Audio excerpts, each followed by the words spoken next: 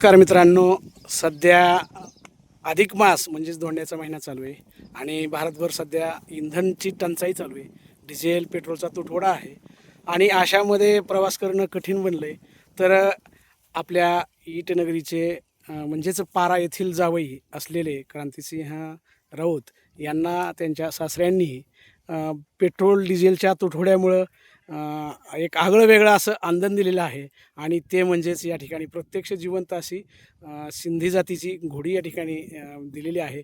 प्रत्यक्ष स्वतः जावई असलेले क्रांतिसिंह राऊत या ठिकाणी उपस्थित आहे. आपण त्यांनाच विचारूया की काल काय घटना घडली आणि हे तुम्हाला भेट सरप्राईज कसं मिळालं? नमस्कार. अधिकचा मास महिना असल्यामुळे आम्ही तिथं धोंड्याला जावायला बोलवतो सासरवडीला. तर पेट्रोलची टंचाई आणि महागाई, सोन्याचा वाढता भाव याला पर्यायी उत्तर म्हणून त्यांनी मला ही सिंधी जातीची घोडी सरप्राईज म्हणून दिलेली आहे. आणि हे आम्हाला काही माहीत नव्हतं. डायरेक्ट फोन आला की तुम्हाला एक शेती उपयोगी वस्तू दिलेली आहे. तर मग बघतो तर काय ही एवढी सुंदर अशी घोडी गिफ्ट दिलेली आहे. साधारण ह्या घोडीचं वय काय आहे किंवा ही जी सिंधी जात आहे तिचे काय वैशिष्ट्य आहेत? ही सध्या 18 महिन्याची आहे आणि हिचं वैशिष्ट्य म्हणजे ही ती गरीब आहे, आपण सोडलं तरी कुठं हलणार नाही, काही नाही. आणि हिची हाईट 57-58 मापाची आहे सध्या.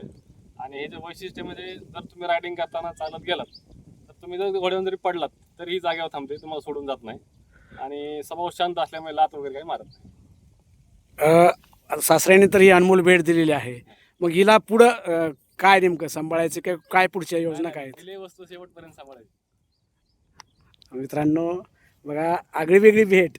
बऱ्याच ठिकाणी जे काही अधिक मास असतो त्या ठिकाणी जावायला बोलून गोडधोड जेवण आणि सोन्याची अंगठी देण्याची परंपरा आपल्या महाराष्ट्रामध्ये तर नक्कीच आहे.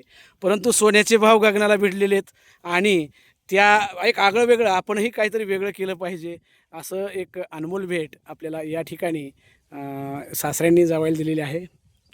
त्या घोडीचं वैशिष्ट्य सांगायचं म्हणलं तर ही पंचकल्याण आहे. चारी पाय पांढरे आहेत, चेहऱ्यावरती ब्लेज आहे आणि डोळ्याच्या वरती भवरा आहे. बालभौरी त्या दोन्ही कानाच्या मध्ये क्लिअर आहे. त्याच्यामुळे कंठ आहे. याचे वैशिष्ट्य असे असतात, देवमन नसेल तर कंठ असला तरी चालतो. त्याला बऱ्याच खोडी असतात, ती बघून घेतली जाते. त्याच्यामुळे ही चांगल्या व्यापाऱ्याकडून आपण घेतलेली आहे.